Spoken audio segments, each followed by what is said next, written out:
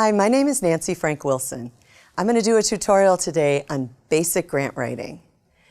There are so many grant writing workshops and classes and online tutorials. Our goal today is just to give you the basic overalls. What are funders looking for? Where do you find funders? What are some tips to writing good proposals, and those tips that maybe keep your proposal in the running for evaluation. I come to you with a very long history of grants. I was a funder for the Minnesota Department of Public Safety, where we received U.S. Department of Transportation and U.S. Department of Justice money, and we granted it out to the state of Minnesota. We were also given opportunities to write federal grants to get additional money for the state, which you can imagine we really wanted to do, and we did. I am currently the Executive Director of the Minnesota Oral Health Coalition, and I'm proud to say that the coalition's been working with Normandale Community College on this project, and I hope that you find today really, really helpful. Thank you. I hope this tutorial will result in more grant dollars coming into Minnesota to promote and further develop the field of collaborative dental hygiene practice. Let's get started. So you want to write a grant. In my experience, people have come to me with two different ideas. They want to write a grant either because they have a project that they need funded, so they're seeking money to pay for a specific program or project, or people just need money. Their organization needs money, and so they're looking for a grant opportunity to bring more funding into their organization. And those are two of the primary reasons why people say, hey, it's time for me to write a grant. I'm going to go through some of the terminology, and you might not remember all of them today, but at least give you an idea of the kind of terminology you'll see when you're doing some grant seeking and grant writing. So the first one, request for proposal, or RFP. You'll hear RFP a lot. A request for proposal or an RFP is put out or let out by a funder. So in the RFP, what the funder is doing is they're saying to you, there's grant dollars available, and within the RFP, they're going to give you specific instructions for writing the grant that they want to receive. They're going to tell you the deadlines and the dates that things are due. They're going to outline for you what they want you to tell them. They're going to tell you probably the number of words you can use in each section. They're going to tell you the budgets that they want, if they want letters of support. It's kind of their recipe for the proposal they want to see from people. So RFP you'll hear a lot. An unsolicited proposal, you probably won't hear this very much, but basically what it means is someone let out an RFP, you found out about it, or you saw it, someone told you about it, and you are going to apply. Nobody came to you and said, here, please write a proposal to us. And again, a proposal is just it's your document that follows the RFP that says, this is who we are, this is what we need money for, this is how we're going to spend it, those kind of things. A grantee is the person or the organization that receives a grant. The grantor is our funding. That's our funder. That's our Blue Cross Blue Shield. That's our state of Minnesota. Any funding agent would be our grantor. When someone's successful with a grant, they'll learn of their award. They've been awarded a grant. Sometimes they call it an NOA. It's the notice of award. So they might say, expect the NOA by March 5th, for instance. Letter of inquiry and letter of intent, or LOI, they're basically the same thing. You might see both of them in your grant writing careers when you're doing grant writing. But an LOI is really a smart thing for funders. And as a grant writer, I think you'll come to love it. What a funder does is a letter of intent. So they say, you have 5 weeks to provide a letter of intent for this grant program. So they might say something to you like, in 500 words or less, tell us what you want funded. And maybe in 250 words or less, tell us how you're going to spend the money. It's very brief. And when they say letter, it is more like a letter that you're going to send the grantor. And what this does is this allows the grantor to say, okay, we have 100 letters of intent that came in. We're going to weed through those, and out of those, we might invite 25 of them to write a full proposal. So if that makes sense. So they're saying to you, look, we don't want to receive 100 grant proposals. We're going to narrow down the field. So all we're reading are those grant proposals that we really believe fit what we're looking for. And as a grant writer, it's marvelous because you're not going to spend a week or 2 weeks writing a proposal with absolutely no chance of getting funded.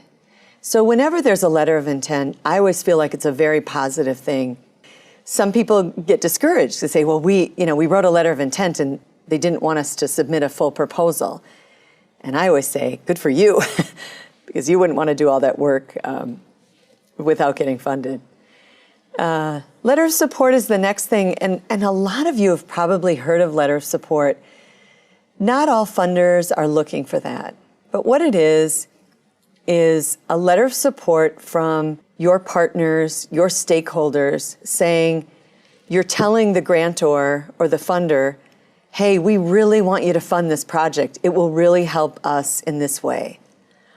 I know as the Minnesota Oral Health Coalition, we write letters of support for the Minnesota Department of Health grants, because whatever the Minnesota Department of Health Oral Health Program is seeking funds for, it will support Minnesota Oral Health. So we want to write those letters of support.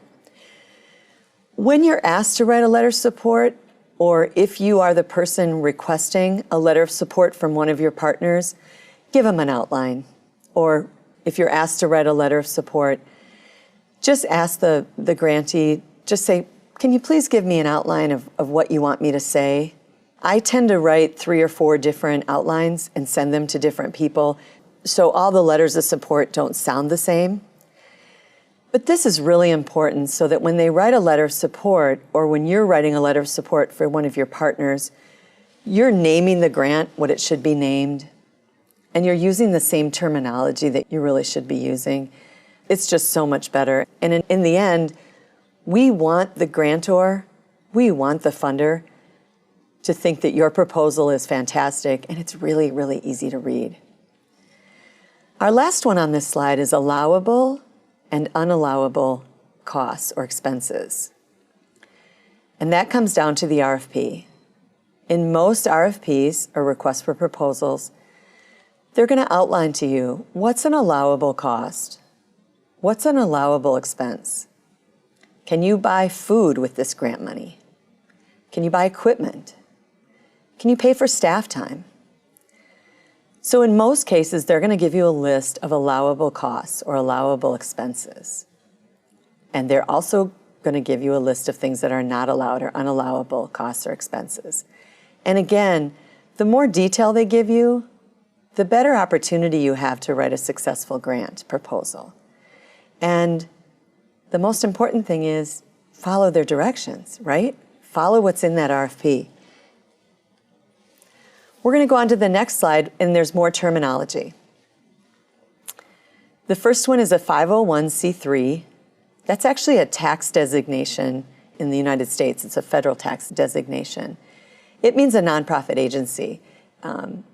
There are different types of nonprofit agencies, but a 501c3 is what the majority of organizations you will write grants for will be. A 501c3 is an organization that cannot lobby. It's the least political. Many of our organizations, including the Minnesota Oral Health Coalition, is a 501c3. The reason I included it here in this tutorial is that oftentimes a grant funder will not fund a private organization. They won't fund General Mills, let's say.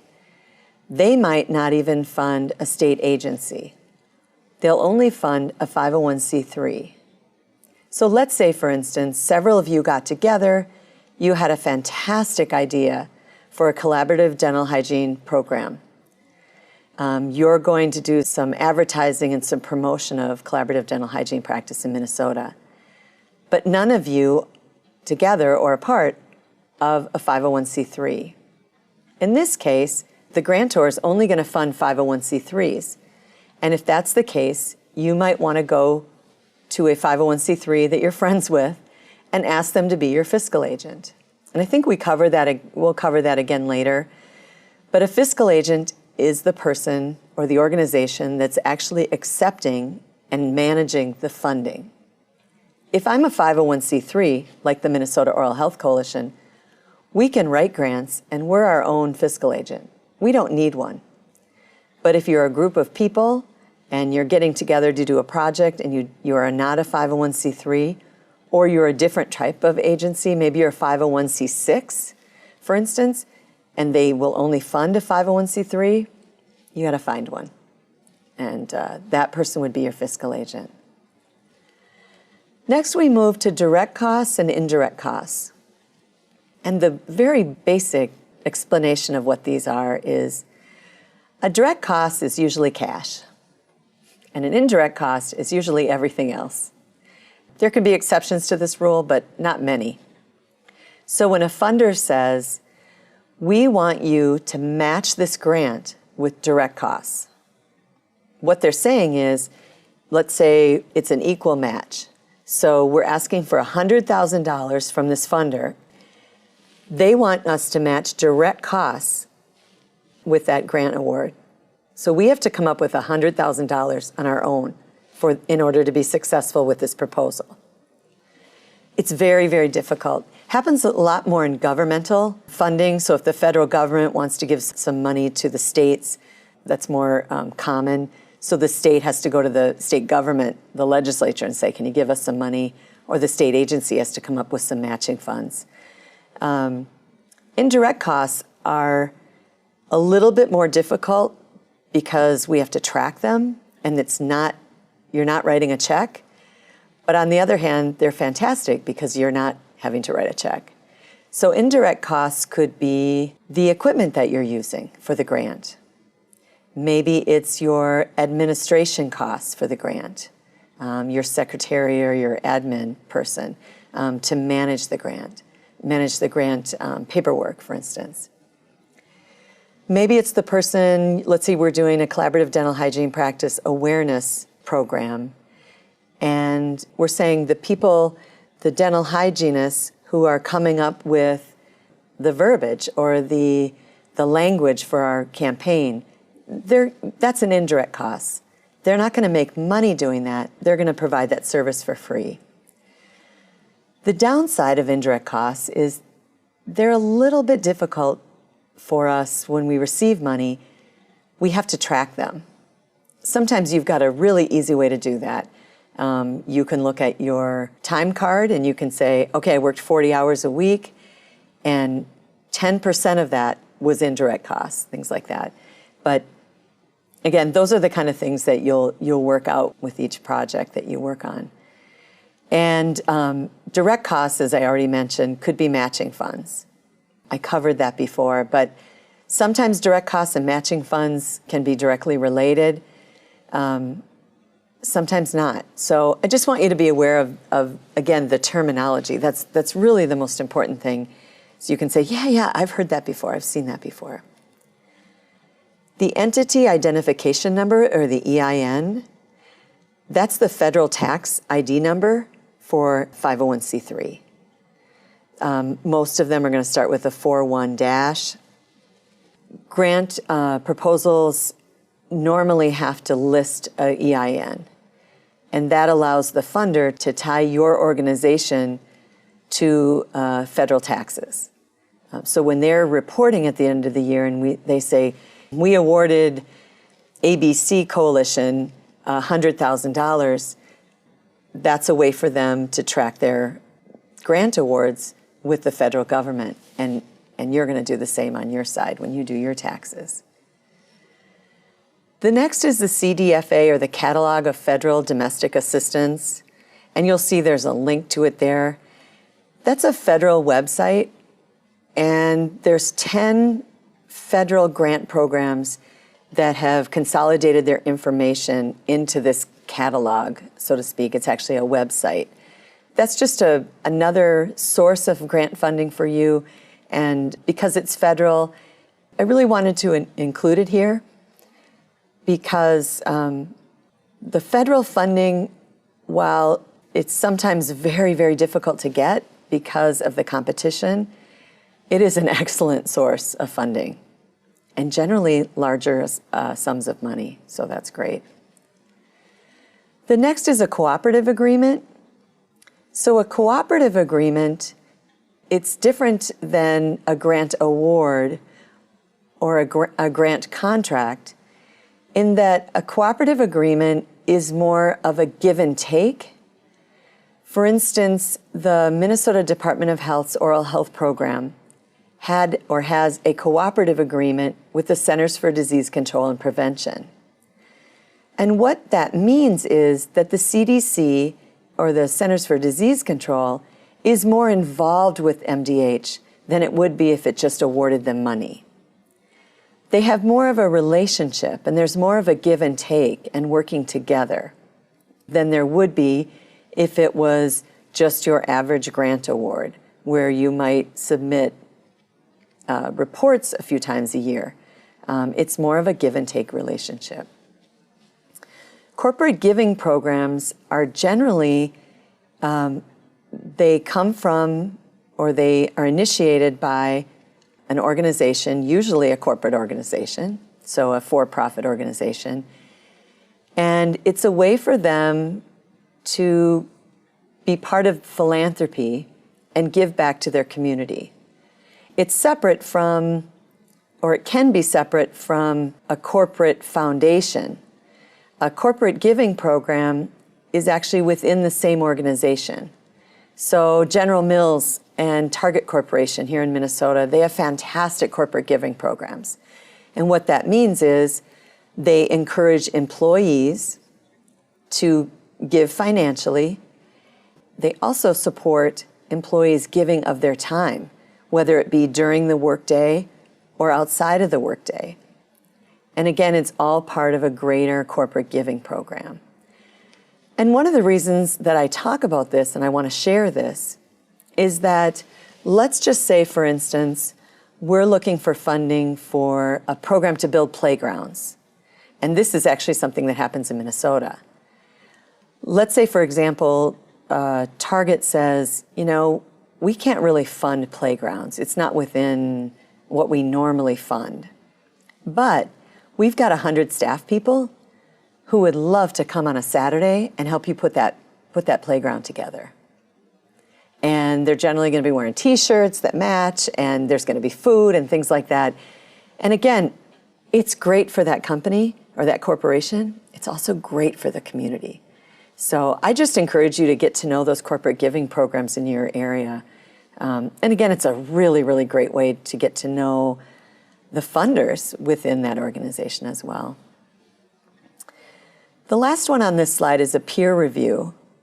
What that refers to is that when a funder lets out an RFP and you write a proposal and you submit that proposal, generally, most of the time I should say, the people that read and review your proposal are staff members of that funder.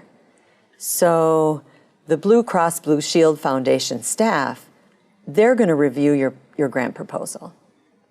Some programs, however, FEMA is a great one, the federal FEMA program. They bring in peers to review and rate the proposals that come into the federal government for FEMA. So there might be firefighters and emergency management directors from all over the country that are reading and reviewing the proposals that they're going to fund. It's fabulous for an organization. It really is, because they're getting the boots on the ground, experienced professionals reviewing proposals that they're going to fund. And like I said, government does a really great job of it. In Minnesota, the Minnesota Department of Public Safety, their Office of Justice Programs does it as well. And it's actually something that you can volunteer to do. And as a grant writer, it's an outstanding opportunity for you because you're going to be on the other side of it and you're going to be reading other people's proposals. And we learn so much by reading other people's work. And through that review process, as you're a part of it as a volunteer, you're also going to hear from the funder the kind of things they like, what they don't like, what they were looking for, what they don't see and they see within a proposal. So next time you're writing your proposal, you've learned all of that, and it's hands-on. I know that's where I learned a lot of what I teach from being a funder. Our next slide is knowing your organization. This is pretty basic. A lot of you say, well, I already know this. If you don't know it, get working on it now. Get working on it before you find an RFP to respond to. Define your organization. Have an elevator speech, 2 or 3 sentences or key points about your organization. What makes you special? With the Minnesota Oral Health Coalition, I often say to people, look, we're inclusive. We include the entire state of Minnesota, and anyone who cares about better oral health in our state can be a member. That's it. And that makes us special. We're different. So what this is all about is framing or connecting your organization to the funder. So if you know a lot about your organization, it's really easy for you to connect to your funder. And this ties into doing your homework. Before you start looking for grant funds, grant opportunities, or maybe if you're already doing that, make sure your financials are up to date. You've got all of your, if you're doing QuickBooks or whatever you're doing, it's up to date. You can run financial reports today and you're ready to go. You've got a mission and vision. Get a list of board of directors together, just do it right away. And usually the organization that they're with is a great thing to add, and maybe their profession. Get your IRS designation letter. So if you're a 501c3, that letter that from the IRS that says you are a 501c3, or if you're working with a fiscal agent, get that letter ready and just get copies of it. And then a narrative on your organization, what it's about. It's great to do this as soon as possible. You're going to do this anyway when you write a grant, but it's so much better to have it done now, so that when you write a grant, your sole focus is fulfilling the requests for proposal, filling that what they want to see. There are a number of types of funders. These are kind of the basics as I see them. They are foundations. They can be private corporate foundations. They can be nonprofit foundations. They can be family foundations. In Minnesota, the Dayton family has several different foundations. The Carlson family, families that have helped establish the state of Minnesota, they've got private family foundations. You can apply to them. The state of Minnesota is a funder. They've either gotten their money from the federal government. So a lot of times the federal government will give states X amount of dollars to let out or to award within the state. Or the Minnesota State Legislature awards the state of Minnesota money. Let's say the Minnesota Department of Health, I'm just making this up, they get money from the Minnesota Legislature for how to brush your teeth. And maybe they do mini grants around the state. The federal government is a funder, as I mentioned before. The federal government gets their money, just like the state does, when there is legislation that provides for it. I know years ago I worked on a teen safe driving program, and it was really important to me before I wrote the proposal is I did my homework, and I actually found in legislation the funding that had been passed by Congress to make this money available for funding. So I got to learn a little bit about it.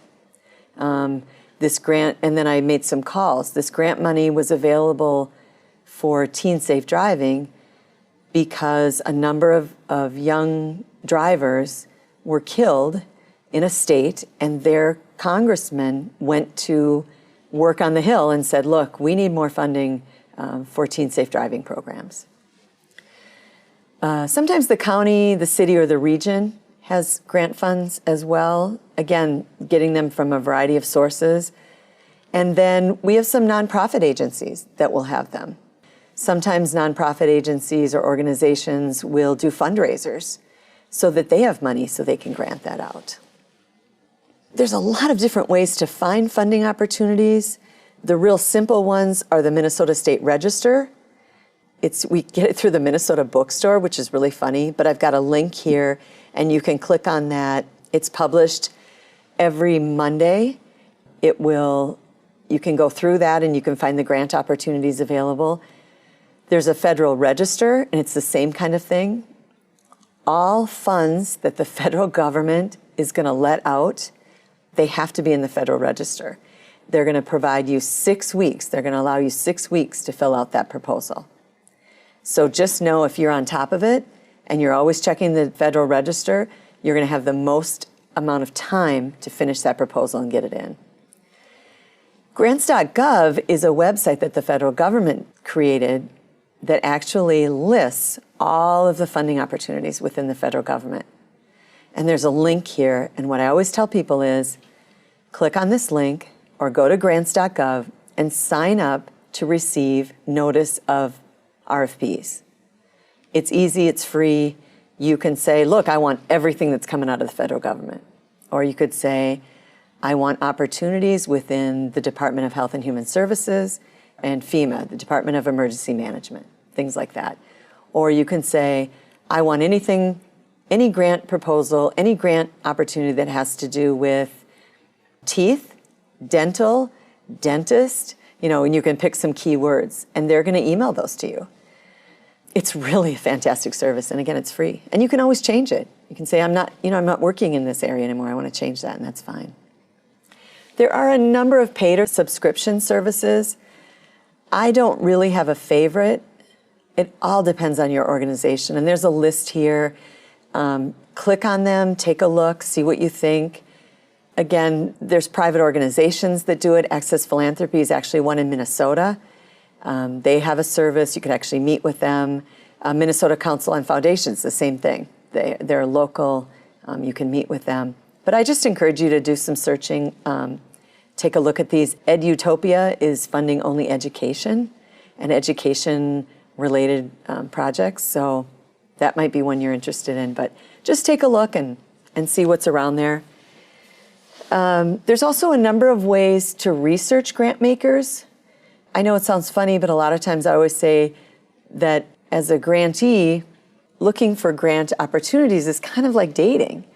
I want to know the most I can about my date before we go out. And that's kind of what we talk about when we say researching grant opportunities or researching grant makers. Just learning about them. Who are the grant makers in certain fields? In Minnesota, Delta Dental Minnesota Foundation, they're our premier funder. They're our greatest supporter. I can't say enough good things about them. They support Minnesota Oral Health financially. They also support with their staff. They really are fantastic. Otto Bremer Foundation or Bremer Family Trust has been another one. They funded oral health. But get to know who's funded things in the past. You can ask people. You can look on their website. What kind of projects or organizations have they funded? Who are the usual suspects? Who's usually funding certain projects? Do some research into grant makers and their personal interests. Again, with those family foundations. I know the Cargill Family Foundation, for quite a long time, I don't know if they still do, they were really into literacy. So if you had a project and it wasn't literacy, chances they were going to fund you were pretty low.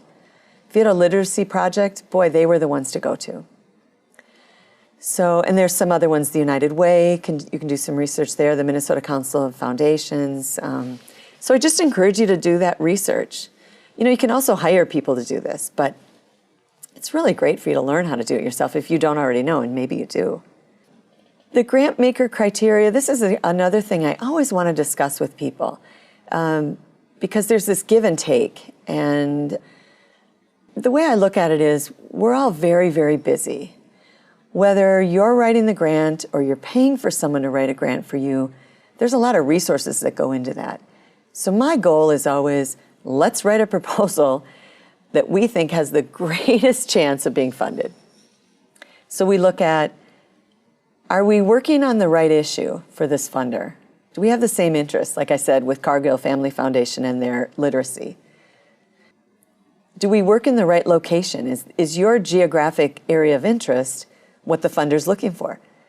There's a lot of funders that say, for instance, we only fund in the Nantucket area of New York. We only fund in Minnesota. So you really want to look at that. Geographic area is one of them.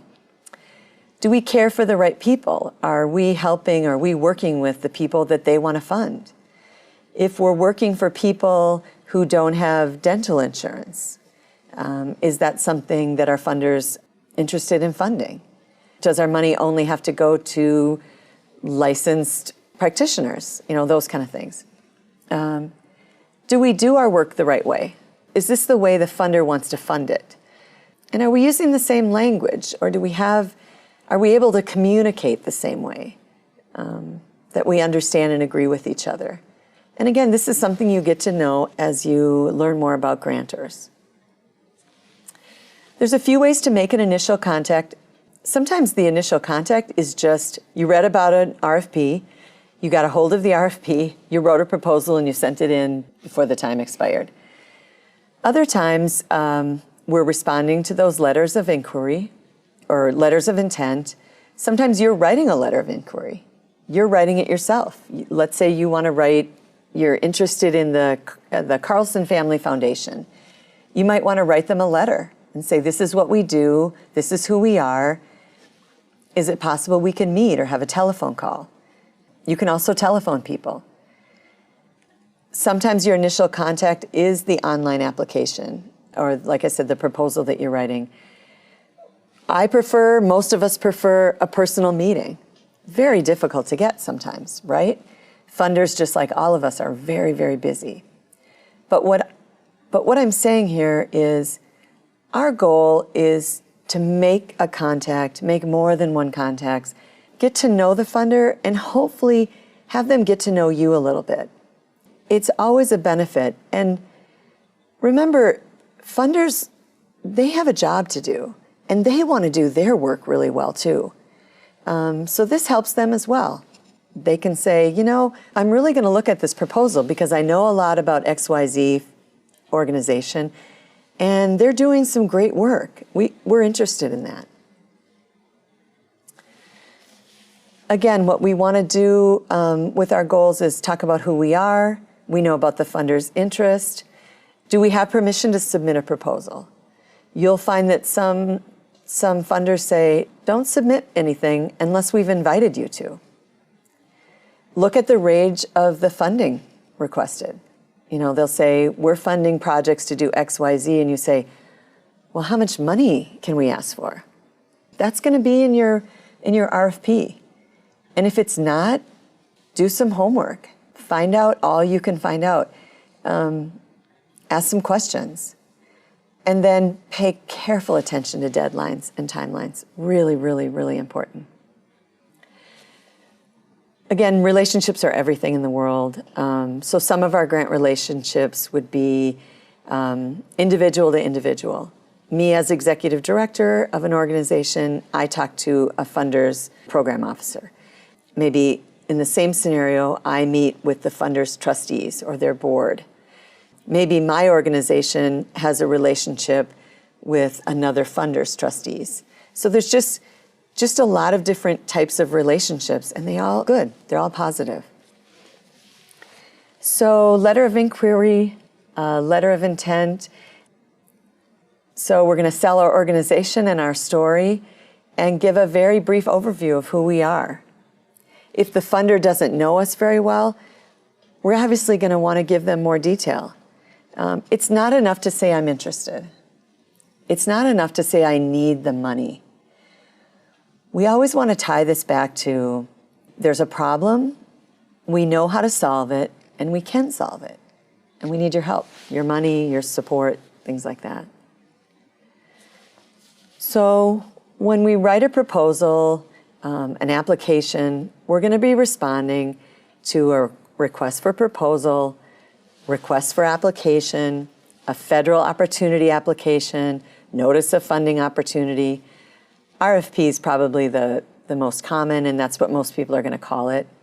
If you want to click on the second bullet, It'll just give you, if you aren't familiar, it'll give you a sample of an announcement or solicitation from the Medica Foundation in Minnesota. The next one is another link to the Kellogg Foundation, just to give you an idea of what they look like. Our last bullet, we're referring to the Minnesota Common Grant Form. And you're welcome to click on that as well. I can encourage you to look at that Minnesota Common Grant Form. And it's actually a really good idea for you to work on that and get that done as soon as possible. Because Minnesota foundations oftentimes will tell you, we accept the Minnesota Common Grant Form. If they don't use the Minnesota Common Grant Form, in the end, they're really asking you almost exactly what the Minnesota Common Grant Form is asking you to give them. So it's not a bad idea, it's actually a good idea, and it's a nice practice for you to work on that. And that way you have a lot of time, because grant deadlines come so quickly. So communication in writing is so important. It's the most likely way that you're going to connect with a funder. Some of my tips, and I think is really important, and I learned it being a funder, is we tend to get so many proposals from organizations saying, boy, we need help. This problem is horrific. The problem is bad. We don't have any money, and we need to do this, and we can't do it. We really know that. Funders know that. They know you need the money. And most of them are really a part of their organization. They know the problem is real. Not that we wouldn't tell them, but the important thing to tell them is the problem is real, but so is the opportunities that we have to create change. So you're saying, yes, the problem is bad, but we're skilled. We have the resources. We have the system. We have the opportunity to make things better. And that just makes for a fantastic proposal, because everybody wants to fund things that are going to be successful. And everybody's got a problem. We know that. So again, the problem can be solved by us, and we understand the funder. And we can do everything they need us to do. We can be who they need us to be, and we can solve the problem. Again, we're not pretending to do or be something different, but we've done our homework. We know that this is a really good opportunity for us, this RFP or this opportunity. So when it comes to making the ask, we need a specific number. Don't talk to a funder and give them a range. When you're responding to an RFP, most likely they're going to tell you that they have X amount of money available, but do your budget. Tell them this is how much you need and this is why. If you're asking for a meeting, that's all you're going to do. You're going to call or write or email or however you're going to reach someone and just say, can I have 20 minutes? I'll come to you, and be really, really good about their time. Just say, I said 20 minutes, we've been here 20 minutes, I'm going to go, kind of a thing. And then ask for permission to submit a full proposal. If it's invite only, make that ask. Or say to them, what is it that we need to do in order to be invited to submit a full proposal? And they might be really clear and tell you, right now we're not opening it up to more organizations. Or they might say, let's try. We've got a funding opportunity that's going to be available in December. Let's have you respond to that RFP. I think we'd like to hear from you. The most important thing is to follow up. I'm going to give you advice that I give everyone. Today, most of us use email, especially people younger than me. They grew up sending email. It's very normal, or you grew up sending email. But what I tell everyone today is buy some stamps, buy some note cards, real simple. When the Minnesota Oral Health Coalition became a 501c3, I bought letterhead, I bought business cards, and I bought very, very simple note cards. Easy. They've got our logo on the front. And my goal is to follow up with people with a handwritten personal note. I can't tell you how many times that's made a difference. You can put your card in there. It can be brief. Thank you so much for meeting. It was very interesting to learn more about your organization and what you fund. I understand that we're a good fit, looking forward to submitting a proposal, or you can say, I understand we're not a great fit, but we're really interested in following all the work you do, kind of a thing. So buy some stamps, it's worthwhile. So our next slide is proposal writing. And again, you've probably already written grants, you're working with someone who has written a grant, you've been to a class, you're going to go to other classes. These are my basics, and I love sharing these. I think these are really, really important. Follow the instructions. Pretty basic, pretty easy, but really, really read that RFP. If they're telling you 500 characters, you check your 500 characters. If they're telling you to explain XYZ, make sure you're giving that explanation. Whenever possible, include a real life story. Again, a lot of RFPs aren't going to give you the time or the space. If they do, include that. Make it personal. Give them an opportunity to get an idea of what the work you're doing and how it affects people. You know, life is emotional. It's relationships and it's emotional, and funders are no different. And usually funders are, they're givers, so they really want to connect to that emotional. We know you need the money. We know there's problems, but really focus on the positives. Focus on how your organization can make a difference and how it's going to be so fantastic for the people or whatever it is that you're making better by this grant. Be really clear about jargon and acronyms. I work a lot with federal government. It's horrible. So many acronyms. My goal always is to give my grant proposal. I used to give it to my dad or give it to my mom, give it to a brother, sister, someone who doesn't have a clue what the field that you're working in, and have them circle anything you don't understand. It just doesn't help you to assume that the person that's reviewing your proposal knows what you're talking about. It really doesn't. Again, live within the limits of the RFP, follow the instructions, have or provide, if possible, a summary of that proposal that's really, really easy. Sometimes they'll ask you for that, and they'll say, this is what we're sharing with people is your summary. You have 300 words to tell us about this proposal. And then this is an option that I present to people, and you can't always do it, but whenever possible, provide a detailed goals and objective table. And it's just a simple table. You can use Word to create a table. List your goals, the objectives, timeline. Again, you're not always going to be able to do that. Whenever I've been able to do that, and I mean the RFPs allowed me to have that space to do that time, I've gotten really, really excellent feedback on it. And you don't have to do it, certainly. And please know it's just my experience, but it's been a benefit. So we talked a little bit, about the proposal writing, and I've been going over different things. I just want to make sure we've got all those. They're going to ask for a budget, usually talking about match, not always.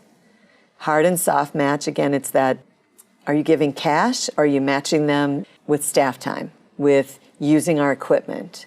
Maybe you're writing a grant for a collaborative dental hygiene practice, and your soft match is the local dental clinic. You've got a dentist on the corner, and he or she is going to allow you to use a chair once a week. Wow, that's a great soft match. They're going to ask for a budget narrative, usually. Sometimes a budget narrative is optional. If it's an option, always take it. Explain what's in your budget. Don't have them guess. You want to be as clear as possible. Whenever you can, and whenever it's asked for in the RFP, a thorough work plan. Not too detailed, but thorough. Make sure someone reading that knows what you're going to do. Again, this is where your sister, your mom, your brother, your neighbor comes in handy. Have them read your work plan. If you see their eyes glaze over, it's time to shorten that. If they have questions that they ask you, that helps you to tweak that work plan. And again, you're not always asked for a work plan, but when you are, I think it's great to have that input. A lot of grant proposals, as funny as it sounds, they're going to give you the margins, the fonts, the number of pages that your proposal can contain. I know it sounds funny, but it really, really helps your funder. It helps to keep things all on a level playing field. If I want to tell you a lot about our organization and I write it in a size 9 font, that's not fair to the person that uses a size 12 font. So in a lot of RFPs, they're going to give you this. Next is appendices. Are they going to allow you to attach appendices? And if they do, what is it that you want them to know about you? Maybe this is your annual plan. Maybe the appendices, maybe it's a list of organizations you've worked with, anything like that. Not always going to provide that to you, allow you to attach appendices, but if they do, take full advantage. If you've got a great poster you want to show them. A lot of times you're going to ask for resumes. Make sure you have those. And again, we talked about letters of support. If they don't ask for letters of support, I generally don't do them. Because if they want to see them, they're going to ask for them. A little bit more about proposal writing. We call it the Lucille Rule. And I'm just going to read it because I think it's a great one. It is said that at one time, the David and Lucille Packard Foundation would automatically toss out any application submitted with a spelling error. The most common misspelling was Lucille instead of Lucille. Now, if you use spell check, you wouldn't have caught that because it's a name and it's capitalized. So it's a great lesson. Lucille with one L is not normal. I worked for years with a woman named Michelle with one L. Very uncommon. So before you submit that proposal, check all that stuff. If the organization has 2 names, do they put them together? Do they capitalize the second part of it? Things like that. Look at their logo. Look at their website. How do they refer to themselves? Make sure you check that. And again, I've said this before, but need is important. Everybody needs money.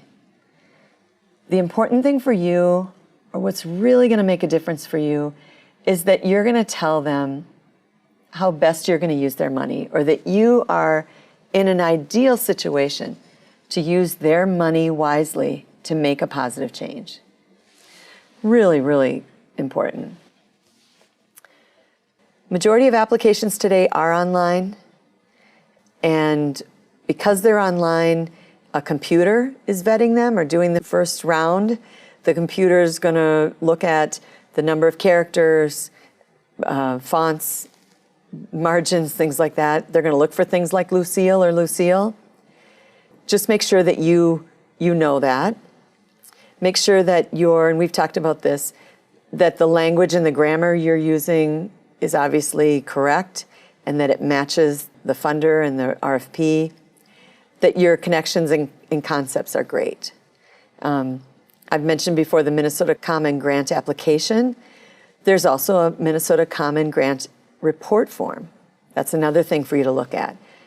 When you get a report, you're going to be writing a grant. You're going to be writing grant reports. Looking at that grant report form now, or looking at this one, gives you an idea, oh, these are the kind of things I'm going to report on. Let's make sure I include some of that in my proposal. There are a great variety of online application formats. So just play around. Look at different options. Look at the grants.gov, what's in there.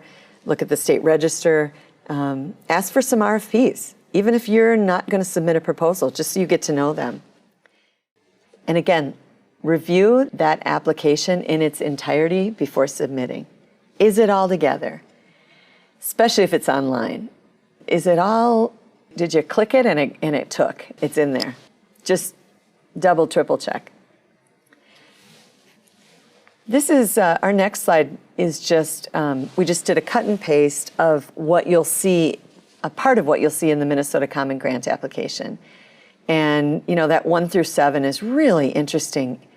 And as I said before, this is great homework. If you do this now, you're so much better off once you find an RFP that you want to respond to. And again, you'll go and look at the entire Common Grant application, but just to give you an idea. All right, so you've submitted. There's some follow-up. Clearly, we'd like to call them the next day and say, what did you think? At some point, you're going to get an acknowledgement. With the online applications, a lot of times you get one right away.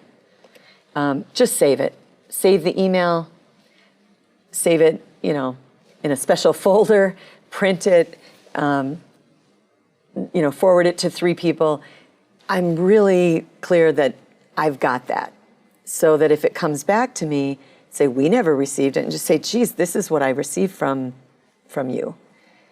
You will usually get some kind of acknowledgement and then say, I met with a funder last week and this person said, you'll hear from us May 1st. It'll either be a thank you very much, we are not funding you at this time, or it'll be thank you very much, let's set up a meeting to discuss next steps for our grant. You've been awarded a grant. Those rejection letters, it's all learning. It's all learning. Sometimes it's something that you've done wrong or you've done differently than you should have according to their RFP. Sometimes it's just rejection and there's no good reason for it. But whenever possible, ask for a follow-up. Say, hey, I know we weren't awarded a grant at this time. Can I come and visit with you just for like a half hour? Can we schedule a phone conversation just so I can learn more about what you're looking for and why we weren't a good fit or why it didn't work this time? And you'll get a variety of answers. Some people don't have time. Some people are happy they'll have lunch with you. So just depends. And make sure no matter what happens that there's really good communication between you and your partners and you and, like I said, the funder or the possible funder. So let's say I write a letter of support. I want to know if they got the grant. So make sure you're doing that communications. Maybe you have an organization, they want to do a press release, things like that. Boy, it's all important. It's all good. It's part of building those relationships. A few things to say about state grants and some other sources. And I mentioned this before. There are state grants available because either the federal government created a funding source and sent it to the states for a state agency to grant it out, or the Minnesota State Legislature created a grant program or created funding in some method or not, and that money's available. So when it comes to government money, it's most likely going to come from some act of legislation. I've got a link here to the state register. Again, when you look at that, you're going to see who is eligible to apply, how much money is available. How do we find that solicitation? Usually in the state register, and as you do your exploration into that, it'll say contact Jan Smith at jansmith@mn.state.us, and ask for an RFP. Or it'll say go here, things like that. What's that application process all about? With the federal government, sometimes with the state, they want you to have a DUNS number. Apply for that number. I could go into that, I won't go into it. Google that. Make sure that it is a government website. Some people will charge you money to apply for a DUNS number. Don't pay a dime for that. What expenses will they reimburse? What are the requirements for reporting back? And for you, look at the pros and cons of this RFP. Is this worth it for you? Do you think you have what it takes to get this, to be awarded this funding? I wrote a grant for a governmental agency, and they wanted me to write every single grant that was available in the world. And I said, you're going to pay me and you're not going to get this grant. I know you're not going to get it. And finally, I had a guy say, look, we just have to show we're looking for money. And I said, yeah, but I want a good record that says I get X amount of percentage of the grants I write. You're gonna wreck my record. But that was my job. So the next slide is just, again, it's just a little snapshot of what you'll see with the Minnesota State Register. Department of Human Services, Mental Health Division, notice of request for proposal, for a qualified grantee to improve and sustain assertive community treatment services. If this is something that you are qualified to do, you just read, so there's notices hereby given to blah, blah, blah, and it says, work is proposed to start July 1st. For more information or to obtain a copy of the RFP, contact. And see, it's got Casey Norline down below, so you'd email her. And what I do is I do a cut and paste of that top heading. Minnesota Department of Human Services, Mental Health Division. I do a cut and paste and say, may I please have the RFP? That way I don't misspell anything. I know I've got it right. And what you'll see below that is really, really important. This is the only person designated to answer questions by potential responders regarding this request. Super important. You may, let's say you meet someone who's in the mental health division, but it's not Casey. And you say, hey, I'm writing this proposal for these ACT services. Boy, what do you think about this? And most likely they will say, look, I don't answer questions on that. Casey Norline or Casey is the only one who's going to answer questions.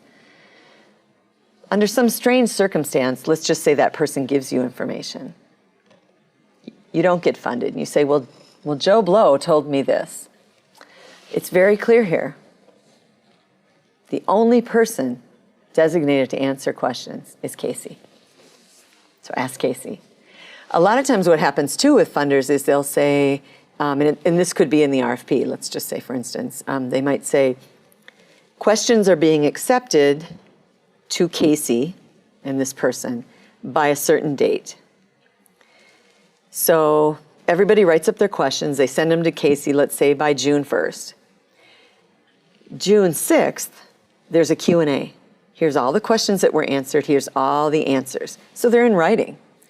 So this Casey doesn't have to answer 30 questions that are the same, and she maybe gets them different. That way everybody gets the same questions, they see the same answers. Federal grants, next slide, federal grants come from the same place states do, from taxpayer money and legislation. Grants.gov, again, it's a very similar thing. Who's eligible? The other thing that's great if it's reported, in federal grants, the RFPs are usually tell you how many grants will they award. This is super important. For instance, you might read an RFP for federal money, and it says $500,000 available. And you say, oh, wow, I could really use $500,000. We will reward one grant. So right away I look at that and I say, okay, I'm going to write a federal proposal. That's going to take me about 50 hours of work. And you're only going to award one grant in the entire nation. I'm not writing that proposal. I don't think that's going to help me. Or they say, we have $500,000 available. We're going to let out 100 grants or 200 grants. So again, you might say, you know what, for 50 hours of work, is that enough money? Is it worth it? So just those kind of things. And it's, again, the DUNS number and things like that. On our next slide, we look at the grants.gov. It's a snapshot. I encourage you and hope that when we're done, you go into grants.gov and you look around and you sign up to get those emails sent to you. But this is just a little snapshot of the opportunity number. So that's the number that the Federal Catalog of Assistance has for it.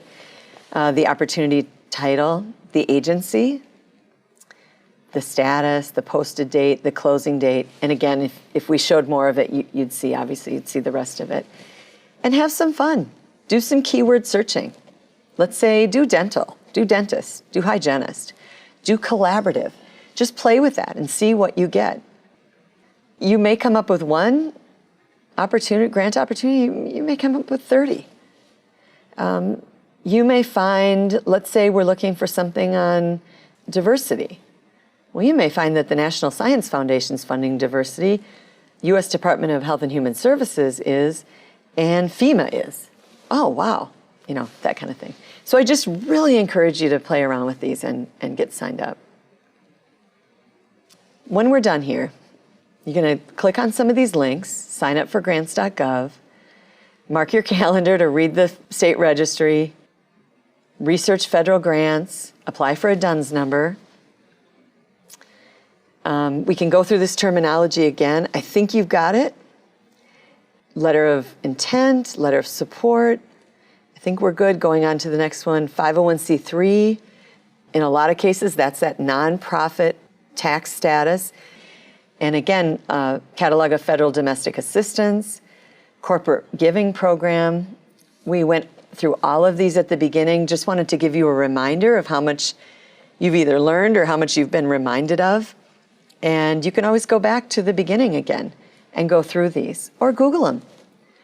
Google them and get some more information on them. The important thing for me is that these are terms that you are now familiar with. You've seen them a couple times. I've talked about them. Look at how they'd be connected to the next RFP you read. So, and lastly, this is me. If you have any questions, email me, call me, go to our website, minnesotaoralhealthcoalition.org. There are great ways to connect with me or connect with one of our board members. We've got a couple, we actually have 2 committees now that we'd love to have you join. I would love to hear from you, and if I don't hear from you, I'm going to assume you're writing super successful proposals and bringing a lot of funding into Minnesota for the field of collaborative dental hygiene practice. Thank you.